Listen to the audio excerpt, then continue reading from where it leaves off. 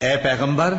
ہم نے تم کو گواہی دینے والا اور خوشخبری سنانے والا اور خبردار کرنے والا بنا کر بھیجا ہے، اور اللہ کی طرف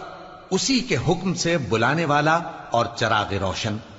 اور مومنوں کو خوشخبری سنا دو کہ ان کے لیے اللہ کی طرف سے بڑا فضل ہے، اور کافروں اور منافقوں کا کہا نہ ماننا اور نہ ان کے تکلیف دینے پر نظر کرنا، اور اللہ پر بھروسہ رکھنا، اور اللہ ہی کارساز کافی ہے۔ مومنوں، جب تم مومن عورتوں سے نکاح کر کے ان کو ہاتھ لگانے یعنی ان کے پاس جانے سے پہلے طلاق دے دو تو تم کو کچھ حق نہیں کہ ان سے عدت پوری کراؤ، بس ان کو کچھ فائدہ یعنی خرچ دے دو اور ان کو اچھی طرح سے رخصت کر دو۔ اے پیغمبر صلی اللہ علیہ وآلہ وسلم،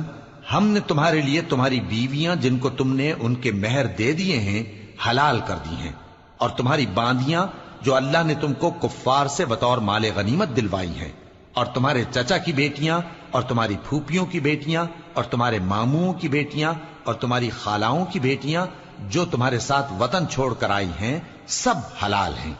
اور کوئی مومن عورت اگر اپنے آپ کو پیغمبر صلی اللہ علیہ وآلہ وسلم کے حوالے کر دے یعنی مہر کے بغیر نکاح میں آنا چاہے، بشرطے کہ پیغمبر صلی اللہ علیہ وآلہ وسلم بھی اس سے نکاح کرنا چاہیں، وہ بھی حلال ہے۔ لیکن یہ اجازت اے نبی صلی اللہ علیہ وآلہ وسلم خاص تم ہی کو ہے، سب مسلمانوں کو نہیں۔ ہم نے ان کی بیویوں اور باندیوں کے بارے میں جو مہر واجب الادا مقرر کر دیا ہے ہم کو معلوم ہے، یہ اس لیے کیا گیا ہے کہ تم پر کسی طرح کی تنگی نہ رہے، اور اللہ بخشنے والا ہے، مہربان ہے۔ اے پیغمبر صلی اللہ علیہ وآلہ وسلم، تم کو یہ بھی اختیار ہے کہ جس بیوی کو چاہو پیچھے رکھو اور جسے چاہو اپنے پاس رکھو، اور جس کو تم نے پیچھے کر دیا ہو اگر اس کو پھر اپنے پاس طلب کر لو تو تم پر کچھ گناہ نہیں۔ یہ اجازت اس لیے ہے کہ ان کی آنکھیں ٹھنڈی رہیں اور وہ رنجیدہ نہ ہوں، اور جو کچھ تم ان کو دو اسے لے کر سب خوش رہیں، اور جو کچھ تمہارے دلوں میں ہے اللہ اسے جانتا ہے، اور اللہ جاننے والا ہے، بردبار ہے۔ اے پیغمبر صلی اللہ علیہ وآلہ وسلم، ان کے سوا اور عورتیں تم کو جائز نہیں،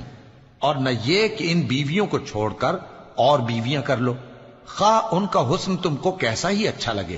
مگر وہ جو تمہارے ہاتھ کا مال ہے یعنی باندیوں کے بارے میں تم کو اختیار ہے، اور اللہ ہر چیز پر نگاہ رکھتا ہے۔ مومنوں، پیغمبر صلی اللہ علیہ وآلہ وسلم کے گھروں میں نہ جایا کرو مگر اس صورت میں کہ تم کو اجازت دی جائے یعنی کھانے کے لیے بلایا جائے جبکہ اس کے پکنے کا انتظار بھی نہ کرنا پڑے،